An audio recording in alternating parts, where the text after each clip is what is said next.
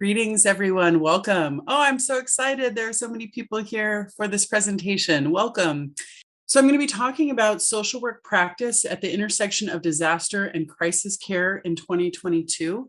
So I'm going to start off talking about the crisis continuum of care. I'm going to talk about the NASW Code of Ethics and especially focusing on social work profession in times of crisis and disaster. Then we're going to talk about different types of disaster and the disaster response cycle, and then close out with culturally responsive and socially distanced resources for crisis stabilization and disaster recovery in 2022. If you were here in the beginning of the day, you'll see that these are resources that I shared in the very beginning. I just want to highlight that when I think about crisis continuum of care, disaster, and providing services that are culturally and linguistically responsive, these are some of the really key documents that I'd like to go to. I talked in the introduction about the idea of a crisis continuum of care. I talked about how at the Care TA Center, we created this infographic that brings together values, guiding values from SAMHSA, the Substance Abuse Mental Health Services Administration, so MDs, social workers, psychologists, others, and then also these values that come from the lived experience, peer perspective. When we combined those two, we came up with an infographic about the crisis continuum of care that brings both of those together. So we talk about, first and foremost, wellness and recovery. We start with the person down here. This is where a person has the maximum autonomy to help themselves and to determine what will be useful if they're experiencing a behavioral health crisis like suicidal crisis, overdose, intimate partner violence, hate crimes. Ultimately, we are hoping that people will be able to recover from these behavioral health crises in the community. But if they don't have enough internal resources, right? So if I am getting to a point that is becoming overwhelming and I'm heading towards, I don't know, using substances in a way that I could overdose, or I've overdosed, or I'm heading towards a suicidal crisis or what have you,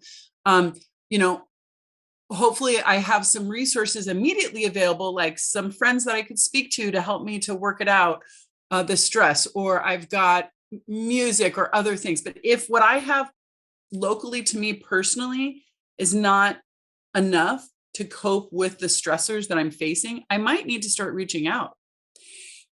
And that's when we get to this medium blue community-based level of crisis prevention, early intervention, and post-vention services.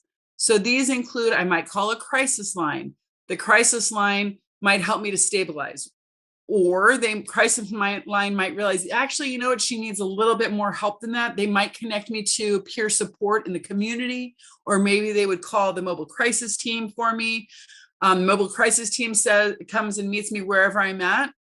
And most people who have an interaction with the mobile crisis team end up stabilizing, but there's a small percentage of which who actually need more support. So that mobile crisis team might connect me with an outpatient mental health provider or take me probably to a recovery center. Maybe it's a peer-run crisis center or a crisis residential service. Oftentimes these are like 23-hour crisis stabilization units. Anyone, anywhere, anytime can access them. Or maybe it's a transition bridge clinic. If I can't get in to see a therapist or a psychiatrist early enough, then they might send me to a transition or bridge clinic where I can get meds immediately. Ultimately, the purpose of these community level interventions is to keep me out of the institutional level. So the institutional level, now we're talking about emergency rooms, we're talking about inpatient psychiatric hospitals, we're also talking about justice forensic systems. When a person is experiencing behavioral health crisis, and you probably know better than I do, oftentimes in an environment like an emergency room or psychiatric inpatient hospitalization, these are not places, certainly not the jails or prisons, these are not places where people tend to slow down, calm down. They're in the middle of, in an emergency room, crises that are coming in left and right. And in many emergency rooms, a person who's experiencing a behavioral health crisis, unless it is a physiological emergency, are going to continue to be triaged later and later after the person with a heart attack who's coming through, right? Or the person who's coming through with a stroke. Those people are always going to be pushed to the front of the queue because that's what an emergency room has to do. Well, in the time that I'm sitting there and waiting for services, right? I'm seeing somebody come in with a heart attack, somebody coming in with a stroke, and I'm hearing all of the codes that are being said. I'm seeing people run around and race to get to that emergency situation. Well, that's typically an environment that's going to increase my stress, not decrease it. So not only are these institutions not as effective in helping somebody in crisis stabilize, but they also are extremely expensive, right? The amount of money that we pay for somebody to sit in an emergency room bed or chair, frankly, if we don't have enough space, if we're in overflow mode, is extremely high. Moreover, so we've talked about how they're not necessarily places where people recover from crisis, but they're also really expensive. They're also typically not the most culturally responsive places. If I am instead accessing support myself, in my family, in my home, in my neighborhood, in my community, I tend to have more access to culturally responsive services. So for all of those reasons, it's much better for us to help people recover in the community. And when we think back to that great question the person just asked a second ago, systems change. What do we mean by systems change? When we're talking about systems change, we're seeing each one of these touch points as part of a larger continuum of care. Now, typically somebody will think about a continuum where you start from the left and you go to the right, or you start from the right or you go to the left. Well, we know in crisis work that a person could have multiple crises over their lifetime. Right now in 2022, my goodness, we are dealing with so much that it is not uncommon, one, that everyone's baseline is getting a little bit further down the trajectory of high stress just being baseline and thereby closer to crisis. But also there are so many different things that are happening in our lives right now that can increase the chances that a person is going to have a crisis now and another one in the not too distant future. So now I'm talking about how our continuum is not just unidirectional, right? It can kind of go back and forth a little bit. Well, from a systems perspective, the extent to which the different icons here are in communication with each other and working effectively is about systems improvement. So an assessment, we can just look down here on the right-hand side, the assessment. When I call that crisis line, the crisis line worker is doing an assessment of me. If they determine that I need to have a mobile crisis unit coming to wherever I'm at, they're going to give some kind of report to that mobile crisis team. Mobile crisis team shows up. They've got some basic information from the crisis line worker, but they're also going to have to do their assessment. And typically they're now going to collect more information than what the crisis line originally had.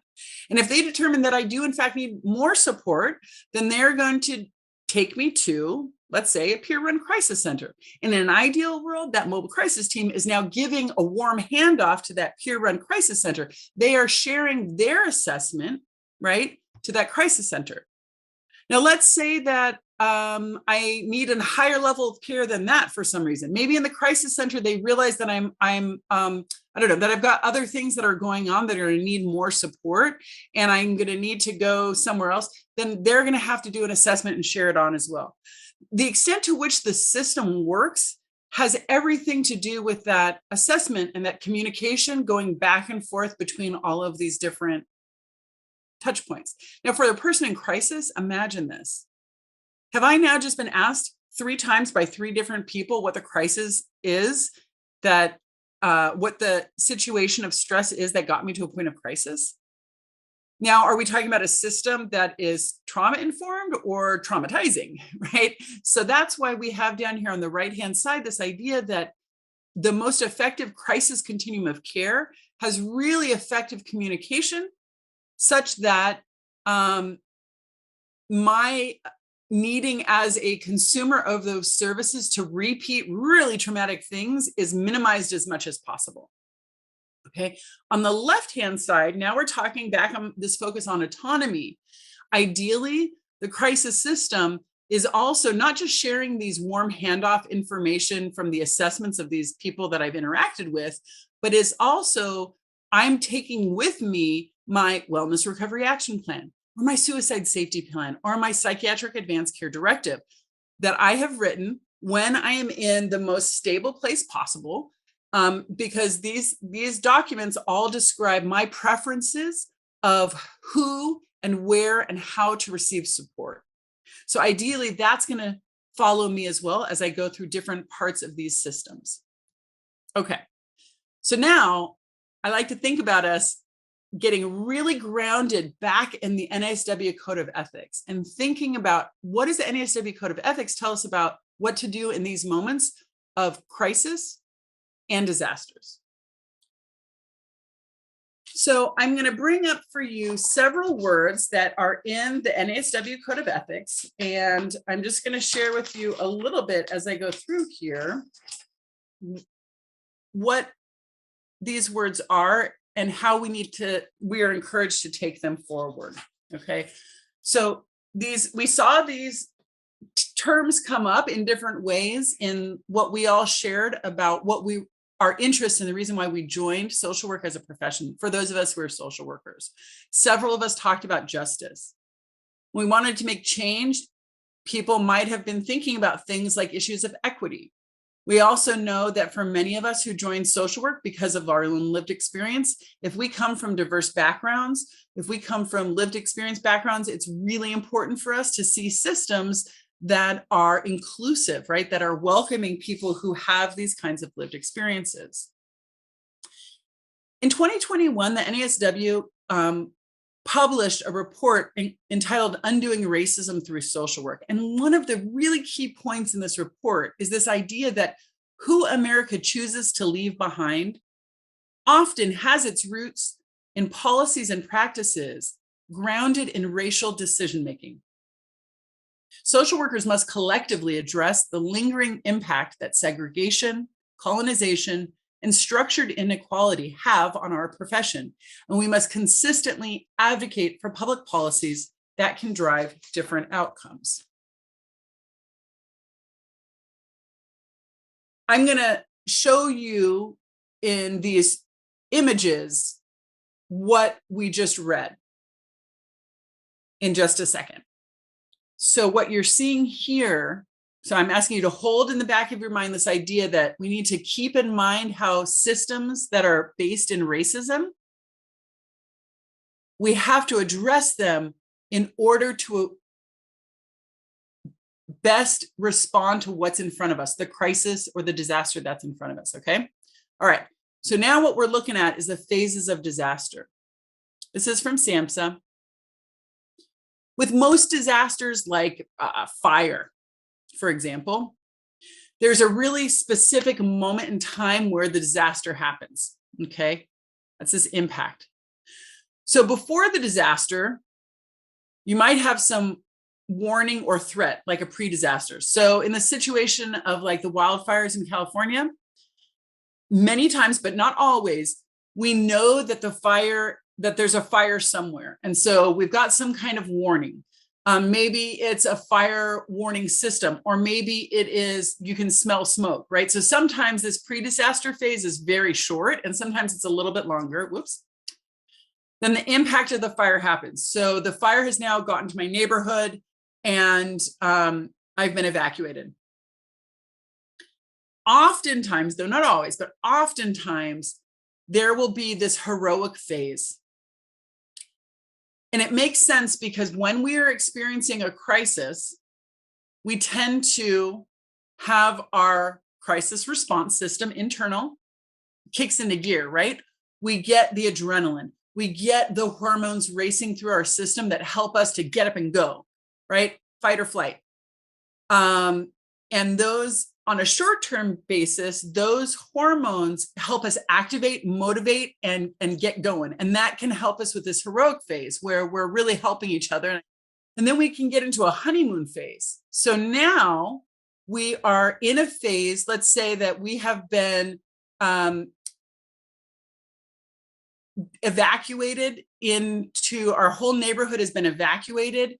And let's say we're all living in, I don't know, a church maybe they've set up an emergency system there so that we are all on cots, right? And they're bringing in Red Cross and they're bringing in the food, and the maybe other communities nearby are dropping off diapers and formula or whatever else. There can be a sense of honeymoon. This is a community cohesion. It seems like everyone's banding together and helping each other. But then after that, oftentimes there can be a real marked loss in emotional experiences as people go into an inventory phase. They start to go back to the neighborhood and find that there's nothing left other than the cement foundation. And then they can go into disillusionment, which is marked by multiple trigger events.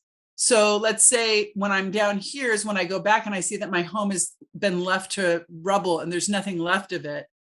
But I get some initial emergency monies to get into a hotel for a little bit longer. But then let's say I have a physical health emergency, right? And so I have even fewer resources than any other time if I was still in a home. And so that's an event where I'm now sitting in an emergency room, and it's like another major crisis after a recent crisis. And a year later, there could be, when I start to get to the anniversary, multiple trigger events, right? And maybe in between that emergency room and the anniversary, my kid was supposed to graduate from high school, but you know what? There's no high school. That high school burned down as well in the fires. So this idea is that if you take a long enough view, ideally, for many people, you start to eventually, while there might be dips in time, eventually you start to feel better because you're starting to work through the grief. You're starting to come to terms with the loss. You're starting to rebuild your neighborhood or what have you. And there's going to be some setbacks, certainly. But if you, again, take a long enough viewpoint, you're starting to see that trajectory in an upward slope. That's most people with most disasters that are time specific. There was a fire. There's a clear beginning and end of the fire. Guess what? COVID-19 pandemic, there is no beginning and end. So not so far. This has continued to go on, but it's not just that. When we start to look at, from an intersectional perspective, what is happening to different parts of our communities, we're seeing that there are different kinds of impacts as we get further and further from these tragedies, these disasters or crises. In the state of Washington in 2021, they looked at how people were doing. And they found that the people who were down here on this dotted line were people who had fewer resources, right? So these were people who had fewer protective factors, conditions or behaviors that reduce the effects of the stressful life events. So they have less money. They might be experiencing racism on an institutional level. They might be LGBTQ people who are experiencing homophobia, transphobia, biphobia. Quick example of this. For LGBTQ people, if we need to go in and access emergency services like a shelter, shelters are notoriously unsafe for LGBTQ people. We oftentimes will be met with violence. And so while there might be a shelter for everyone in the neighborhood to go to because all of the homes were leveled, for an LGBTQ person, that might not be a safer option. It might literally be a safer option for them to sleep in a car if they have access to one. So that's an example of how it's really important to take a very careful lens to considering how behavioral health disparities are magnified for some people during the Reconstruction phase. Very briefly, I'm going to go over some different kinds of disasters here, and I'm aware of our time. So we've got natural disasters. These are difficult, of course, because you can lose a lot of life and property, and they are happening at an increasing pace these days, of course, because of global warming. But the human-caused disasters, they leave a whole different kind of injury to people. Industrial accidents, when people experience cataclysmic accidents at work, there can be an experience of institutional betrayal. My employer didn't take care of me, didn't protect me, or intentionally or consciously put me at risk, right? If I work in a factory, right, that is a sweatshop, for example, that makes clothes very, very inexpensively, and my employer knows that there's a fire risk, but they're keeping multiple doors locked because they're trying to keep me on the assembly line for a long period of time, and there is a fire and then many people die, then that is, and you can quickly see how there would be an experience of institutional betrayal. Shootings. So whether they are police involved shootings or they are racially motivated mass shootings, like we talked about this morning, or they are shootings that happen in schools, the impact is not just for the people who survive those mass shootings, but it also can be for a larger group of people who share that background. So for example, after the mass shooting in Buffalo, we did see an immediate increase in anxiety and depression among Black people in America, who are saying things like, I'm scared now to go grocery shopping. Or Asian ancestry people in America during the 177% spike in anti-Asian violence that happened last year alone in California. A lot of Asian people are worried for their Asian grandmother, grandfather leaving the house, right? So if we're a part of the community that has just been targeted, we can feel a very deep sense of grief, loss, fear, and then, of course, acts of terrorism. Other incidents of mass trauma, we're living through them with different diseases, pandemics that are breaking out. But there are also incidents of community unrest. And it's important to realize that our perceptions are going to make all the difference in how we experience these. For somebody who's watching Black Lives Matter demonstrations in the street and then watching the breach on the White House, depending on if that person is a person of color or if they're white, they might have a very different reaction to seeing that, those two different situations where there are massive amounts of people who are yelling things out loud. Now, Black Lives Matter movements in the street are not attacking people. That's not what they're doing. They are mostly Black people, but there are also people who are from other communities who are in the streets, oftentimes yelling with signs, demanding that Black life be given the same support and protection of all other lives. And the insurrection at the Capitol was very different. There were people were attacking law enforcement, people were attacking the Capitol building. So I am not trying to say that they're the same at all. What I'm trying to suggest is that when you look at these two situations with large groups of people who are all gathering in a public space and vocalizing very loudly, for some people, they might see one situation as affirming and another situation as deeply frightening. There might be other people who would see them both as very frightening. But my point is just that when there are moments of large community unrest, it matters who is looking and how they're seeing it. And then as we talked about before, or we haven't talked about this yet, also traumatic incidents that are not related to race, ethnicity, they're not related to socioeconomic status or anything else or illness, but they're just things like the space shuttle. I remember I was a kid when the Challenger exploded and watching that. And so many of us watched that who were alive at that time.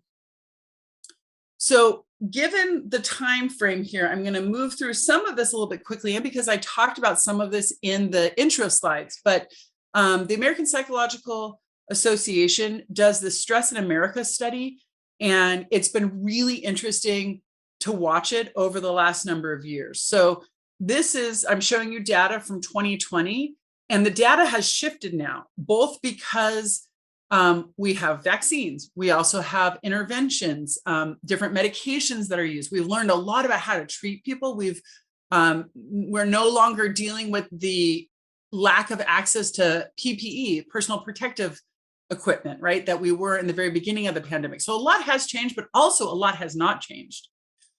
So there is still a very significant amount of stress. You might remember that this morning I talked about, it was over, I think 70% of people who are saying that now 3 years into the 2 years into the pandemic, that their lives have been forever changed by the pandemic.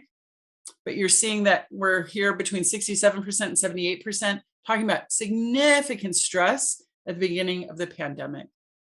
And we know that there's disproportionate stress based on how people are related to the pandemic. So us as health professionals and care providers, especially anyone who's working on the front lines of emergency response,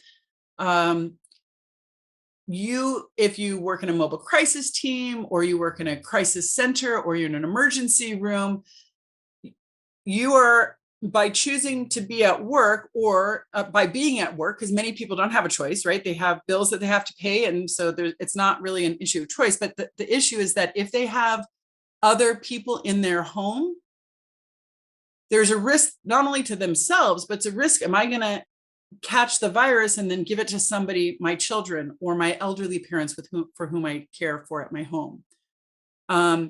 Parents also have had disproportionate stress from COVID-19. So many children, youth and young adults in the very beginning of the pandemic had to transition to working from home. Not just the parents, but also the kids had to suddenly get into Zoom classrooms, right? Parents felt an incredible amount of stress, who were lucky enough to be working, but also have these children who are suddenly at home and having to figure out how to care for them at the same time that they're working. Now, some parents were lucky enough to work from home, but if we look at the majority of Black, Latino, Native American, poor white people, as well people from lower income socioeconomic backgrounds who are also white, now we're talking about parents who don't have the capacity to work from home. They work in grocery stores. They clean hospital rooms. They do any number of things. So what are they going to do if their kids are at home? Interestingly enough, the Generation Z, the 13 to 23-year-olds, also experienced very unique challenges because they were losing out on critical milestones of development, graduations, right? Proms, things that mark milestones in life. People who are incarcerated.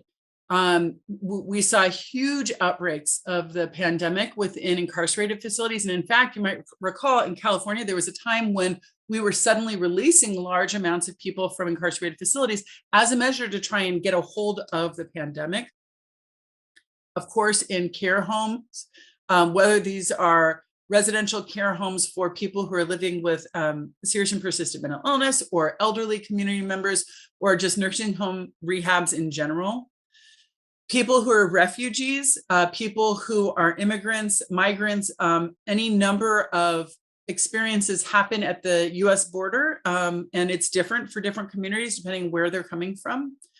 But people with pre-existing mental health challenges certainly also were experiencing unique stressors. So people who are really reliant on medications being delivered in a certain manner, if you have sudden shortages in the delivery service, then what are you going to do? If you really need to have your behavioral health services in person, like you receive, methadone on a daily basis, and suddenly there's an interruption to that. Or if you are somebody who's living with auditory hallucinations or paranoia as a baseline, and you suddenly walk out into the streets. Do you remember that time when the streets were essentially empty? Or you walk into a grocery store and there would just be like aisles of emptiness at certain places, like the toilet paper section or something. That can be especially disorienting to somebody who's already living with a baseline that involves paranoia. And then certainly people who are mourning the loss of loved ones who have passed to COVID-19. This is some more information about the unique kinds of stressors that were impacting parents. I do want to just highlight that child development has really been impacted by the pandemic. Babies who have been born during the pandemic, we're seeing it's not uncommon to have different developmental delays with language acquisition, with motor skills. But you can see that there are developmental losses for children, youth, and young adults across different areas as well, like emotional health or development as well. It's really hard also for parents dealing with systems that are constantly changing, right? Like their daycare or the school, and they're having to change because there are these surges in COVID-19 locally that are requiring, either on the micro level, if somebody tests positive in the school, everyone who was around that person needs to be at home for a certain number of days until they can be cleared to go back to the school. But that these policies and practices have also changed at different points along the pandemic. Again, and I shared this earlier today, when we start to think about race, ethnicity, and COVID-19, we're seeing differences. We're seeing differences in terms of infection rates, but also importantly, we're seeing differences in terms of mortality. So people were saying initially that there was a perfect storm happening with COVID-19 and stress, and that it was going to lead to a higher rate of mortality for suicide. Initially, we weren't seeing that. Initially, people who were going to emergency rooms, for example, in suicidal crisis, dropped significantly, in part because people didn't want to take the risks of being exposed to other people. But then as time went on, we have started to see a significant uptick, in the number of calls that are going to crisis lines. And we are now starting to see significant upticks in suicidal crisis among particular communities. Some of this I shared a little bit about it this morning. What I really want to get to is talking about a couple of concrete interventions and tools that you can use, because as social workers, I know we're interested in, well, what can I use today or tomorrow with the client who's sitting in front of me? So we're continuing to see people having to go through major life transitions like grieving in isolation, and that can lead to prolonged and complicated grief. We're continuing to see increased interpersonal violence, sexual abuse, and child abuse in the homes, in part because people who were vulnerable to engaging in that kind of behavior in the first place, with fewer resources available to them and with higher stressors like the recession, or maybe they've lost a job after they had COVID and they didn't have sick leave that they could use. All of that creates a perfect storm, again, for the maladaptive coping behavior, which is violence towards others. I've talked about the missing milestones in students' lives. And then, of course, like we started off at the beginning of today, the stress and the trauma to health professionals cannot be overstated. I'm going to move through this. Some of the Gen Z pandemic related stress, right? I've talked a little bit about, but what's interesting is that this most connected generation have had really high rates of loneliness, stress, and disrupted relationships, feeling that the future is hard to plan for, right? Or it's impossible because they're leaving high school or college in the middle of a recession. And while it was a really good market for a long time, and in some ways still is for people who are searching for employment, now I'm starting to see in the news that some employers are starting to rescind their job offers. So this has just been going back and forth, up and down in terms of what it's like to actually get a job. I've mentioned some of the parent-related stress, especially people who are sandwich generation. So those of us who are caring for young children, as well as for elderly family members, we're getting kind of really squished in the middle there in terms of that care. But there's a lot of resilience. Look, as social workers, we know this better than most, right? That it just takes a moment to look around and to see how much adaptation the human mind and spirit are able to muster in moments like these.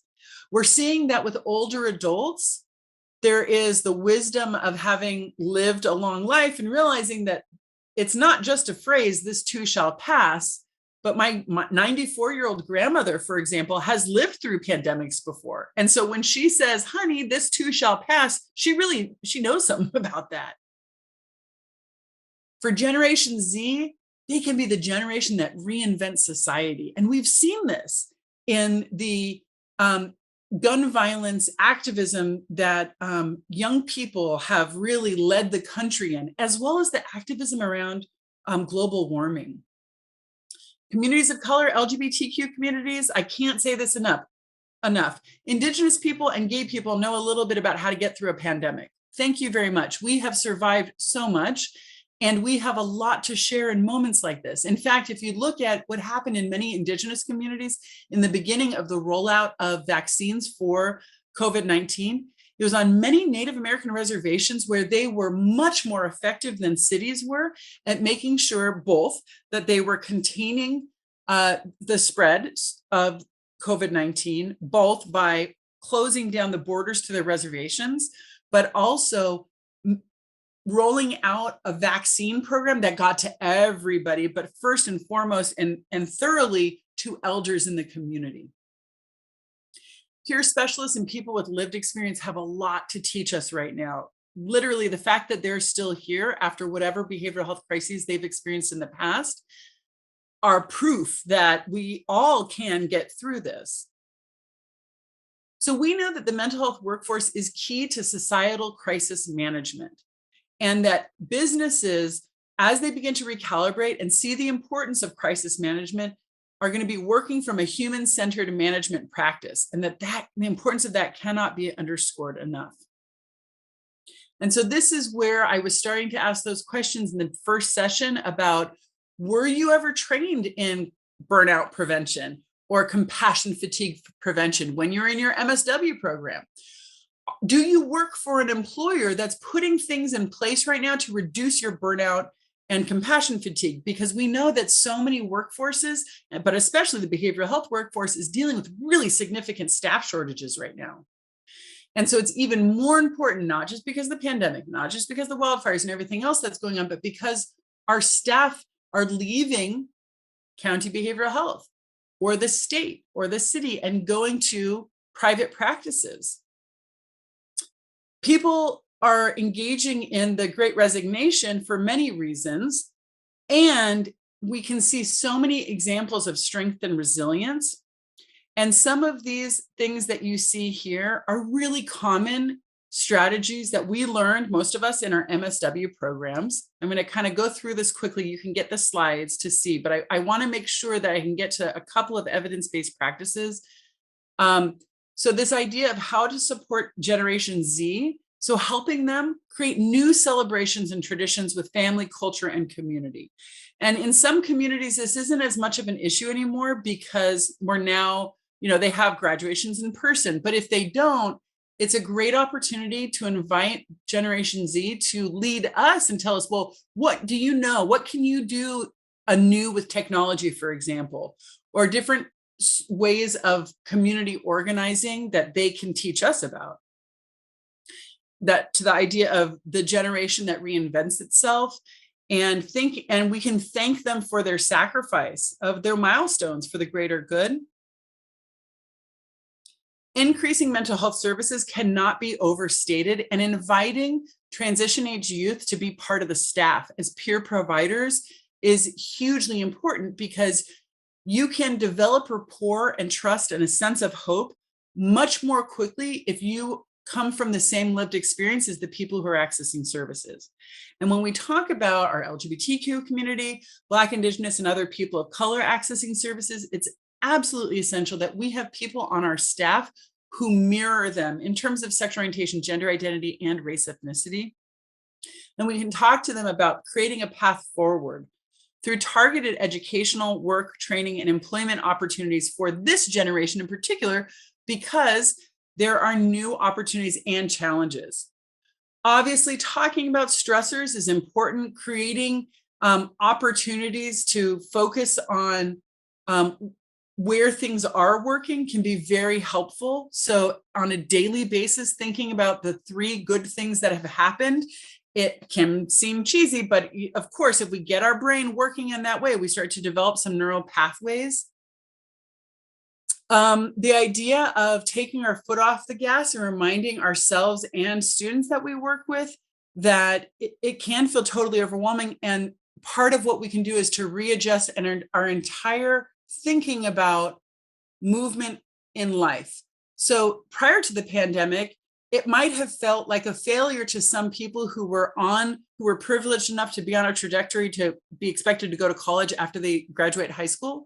They might decide to postpone that by 6 months now. And maybe that's okay, because maybe life has shifted enough that there are other things that are also highly important, like spending time with family or enjoying the outdoors in a way that helps us to maintain the baseline wellness with all of these stressors that are constantly happening, and that we can find safe and creative ways to socialize. We've got some very specific things here about how parents can support children, but I am going to fly through just a little bit to here. So apps, I think, are especially helpful to young people, people of any age, frankly, who enjoy using technology, but also to parents, because you can take them with you anywhere you go. And this COVID Coach app was designed by Veterans Affairs post-traumatic stress disorder department. And it's a really great resource that talks about tracking mood, tracking well-being, tracking anxiety, tracking PTSD symptoms, setting a goal. You don't have to have PTSD to use this, but it's really, really lovely, because for many people who are going back to the office or whose children are going back to school, and maybe it's not just anxiety about going back into an environment where there might be the risk of COVID infection, maybe it's stress about some of these mass shootings that have been happening as well. But this is a great app that can be used. I'm going to show you a couple of different apps. They're free. You can access them easily. This one is a suicide safety plan app. Suicide safety plans are evidence-based practices that have been shown to significantly reduce the risk of mortality when a suicidal crisis comes up. My3 app is another kind of suicide safety plan. Again, if you remember back to that infographic that I showed you, the first level of the person themselves, this is directly reinforcing that point, that people get to determine for themselves what is going to help them in moments of stress. Virtual Hope Box is another kind of suicide safety app.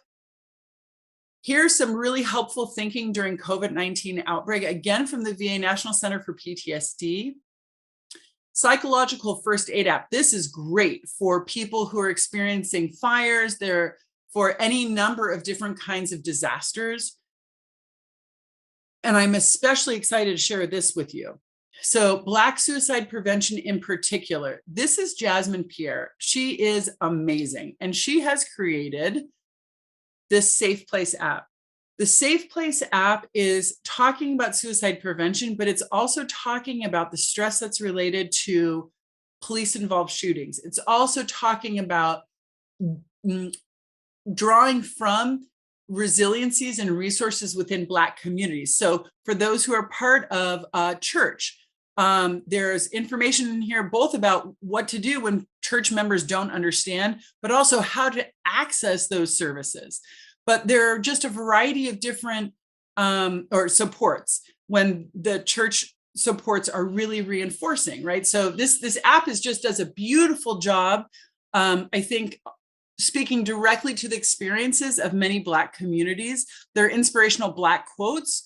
There are information in here about postpartum depression, just a variety of issues that are really at the forefront right now for many Black communities. Here are some specific resources for veterans. I cannot speak highly enough about these resources, and please do feel free to get the slide deck. All of these are hyperlinked. I've got resources here for you for children, youth, and families in particular. Shout out to NAMI, Family to Family program. We've got Ragini Lal in here, who works with NAMI California. We've got SAMHSA disaster resources. So there are a number of really excellent PDFs that you can download and share with your clients. And I mentioned earlier the national class standards. So as you think about systems change and developing work moving into the future, this can be really helpful in thinking about your staffing, thinking about the ways that you make your resources available in terms of communication and language assistance, and how to constantly be in a growth mindset of reviewing, well, this is what we tried to do. Let's look at what the impact was. Do we need to change it? Okay, yes, let's adjust it slightly, and then continuous process improvement. I welcome you to go to the CARE website where we shared resources from our beginning at the beginning of this conference. These are really great resources for you to check out. And this is about cultural humility. Ultimately, whomever we are working with, it's important to realize that cultural humility involves an ongoing process of self-exploration and self-critique combined with willingness to learn from others. It means we're entering a relationship with another person with the intention of honoring their beliefs, customs, and values. It means acknowledging differences and accepting the person for who they are. And so if we think about this in terms of suicide prevention, and I just want to check because I bet I'm almost at the end. Okay, I've got 5-minute warning here. Great, we're right on time, folks. That's kind of amazing. So suicide prevention. Evidence-based practices with suicide and prevention start with using standardized measures to assess risk. So I've shown you one very common standardized suicide prevention screening tool, which is the Columbia Suicide Severity Rating Scale. And it shows you, depending on how a person's answered 6 very simple questions, whether they are at high risk for imminent risk of suicide or whether they're moderate or lower risk. And it's such a great tool because it tells you, well, if you have a client who's in yellow or orange or red, what your next steps should be. But ultimately, the safety plan, I mentioned this earlier, so Stanley et al. In 2008 put this out, and there's a lot of research showing that it's very effective. In fact, it reduced suicidal behavior by 45% in a study of 1,100 veterans in emergency rooms. And having worked at the VA for a very long time, I can tell you that's a very big deal. But how do you take a cultural humility perspective to these tools that have been created for everybody? So I'm going to show you just really quickly an example of this. So this example is with a veteran who's Native American and Mexican ancestry. He's a heterosexual male who served in Vietnam. He is living with complex PTSD. He has many medically unexplained physical health challenges, including chronic pain, sleep disturbance. He has substance use and repeated suicidal crisis, multiple traumas in his civilian life during the military and while accessing VA care. And he also has a lot of strengths and resiliencies. So he's very active in his indigenous healing practices of sweat lodges, ceremonies involving sitting outdoors and fasting for an extended period of time. What some people might think of, well, anyway, that's a group practice. And then he's also bilingual, he's bicultural, he's proud of his veteran and mixed race identity. And he's continued to be engaged in his care in spite of no medical explanation or resolution. And as somebody who served in Vietnam, there's a lot of exposure to chemicals and other things that are resulting in unexplained chronic problems. So when I take a cultural humility perspective to that safety plan that I showed you, I'm building into the safety plan some of the pieces that he told me when I did my assessment of him from that strength and resiliency part. So he talked to me about sweat lodges as being a part of his belief system. So I incorporated that into his safety plan using DBT, dialectical behavioral therapy mindfulness activity, where I was asking him to tune into the sights, the smells, the sounds of being in an actual sweat lodge. And that you can do anywhere. You just need to be in a place where you feel comfortable closing your eyes for a minute, or you don't have to. If you're sitting on a bus and you don't feel comfortable closing your eyes, you can still try and imagine, what did it sound like when the water hit the grandfather rocks? What does it smell like when the cedar or the copal are thrown into the fires? What does it feel like on your skin when you walk out of that sweat lodge into the open night sky? Means restriction is another very significant part of suicide prevention. This man's risk factor was not involving a weapon. It was, his plan was that he was going to, and a warning, activation warning, his plan was asphyxiation. He was planning to hang himself. Well, you can't remove the beams that are in the house. And so what we did instead, remember I told you that he went on that experience where he went into the outdoors for a while and he meditated, and then he eventually had a very powerful spiritual experience where he saw what he described as a sentient being who gave him the sense that he was being cared for. And so I started talking to him, well, what mountain were you on when you had that vision, essentially? And we found an image of the actual mountain. And I said, well, what do you think about putting that image next to that beam in your house? And so if you get to the point where you're so overwhelmed with stress that it feels like the only option is suicide, what if you just take a moment and focus on that mountain and try and bring yourself back to that mountain and that sentient being? The option of suicide is always there. We can always choose. Right now, I'm not going to engage in that thought, but it's always there. How do we bring in something else? And so these are examples of cultural humility, because I stopped and I listened to what was important to him. And then I thought, how can I incorporate that into these evidence-based practices that we know are really effective in helping people in moments of crisis? Thank you so much, everyone.